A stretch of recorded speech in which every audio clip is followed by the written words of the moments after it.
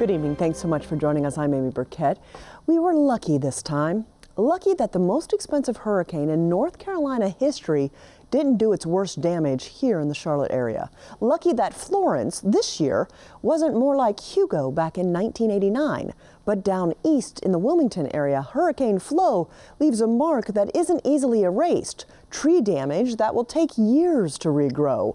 Wind and water damage that they're still cleaning up. Beach neighbors there even wonder about the water itself. In this week's Planet Carolina report, PBS Charlotte's Jeff Saunier takes us to the coast, where Flo made landfall weeks ago and where this storm is still part of everyday life. Yeah, the first thing you notice about these beaches near Wilmington is what Florence did to the dune line. These dunes used to slope gradually out to the water, but then came the storm surge and, well, there went the sand. 2 or 3 feet of sand now missing, gone. Eventually the dunes will build back, but it'll take a long time to undo what the wind and the rain from Florence left behind.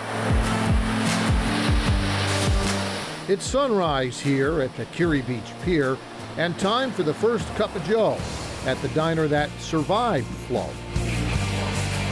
A lot of roof damage, a lot of wind damage. I've seen some flooding. Just a lot of wind, more wind damage than flood damage here. Customers swapping storm stories as they order up their morning eggs and bacon, alongside old pictures taken of other storms that came ashore years before.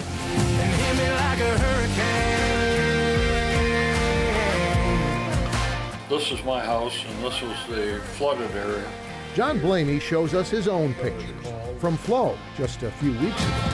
There's 38 inches of water, so the beds, the couches, everything had been underwater for about 3, 4, 5, 6 days.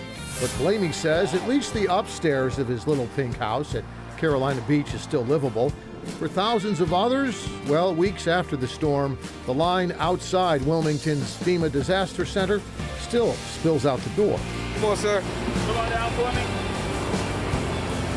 Keep it going, keep it going. Come on, ma'am. With volunteers still handing out free boxes of food for the families. Free diapers for the kids. The basics you need every day at home, even if for now many storm victims don't have a home.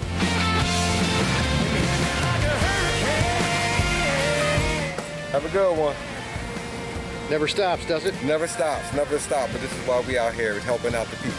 So I'm just grateful to be out here, and I'm blessed to be able to bless somebody else. But getting people back into their homes after a hurricane means cleaning up first. And in some cases, finishing up the job that the storm started. Wow, that was close. We're in the Forest Hills neighborhood in Wilmington, and with a name like Forest Hills, you can figure most of the damage here, tree damage. If you were in Charlotte for Hurricane Hugo, you'll remember scenes like this, now all around Wilmington instead. Trees you thought would never come down, now laying on the ground, carved up and piled up at the curb. Miles of piles, and not just tree debris from the hurricane winds either. In this storm, also flooding debris from the heavy rains, still sitting outside so many homes. And while the cleanup after Hurricane Florence continues, there's also a second cleanup going on. You can see it in these satellite pictures.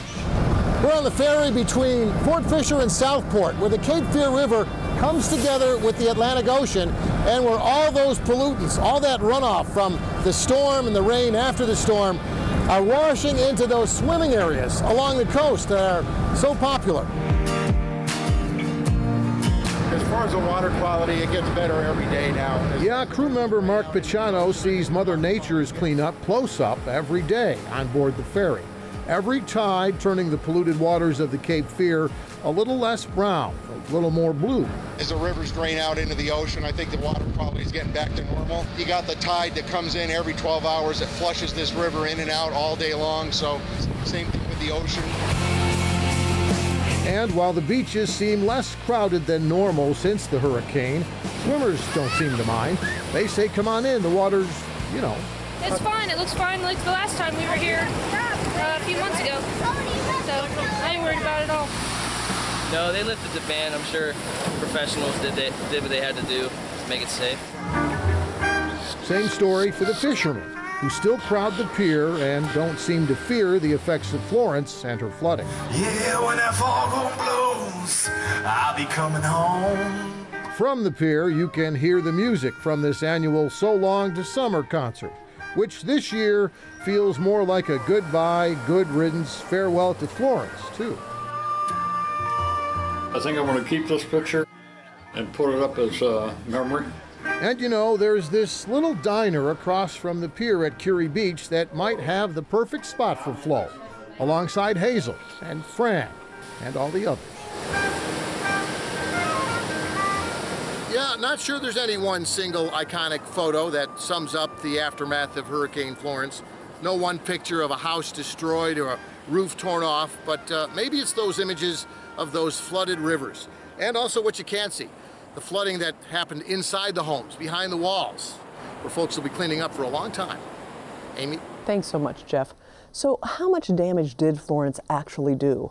The governor's office puts the Florence price tag at $13 billion. And that's just here in North Carolina. Compare that to $5 billion for Hurricane Matthew 2 years ago, or between $7 and $9 billion for Hurricane Floyd back in 1999.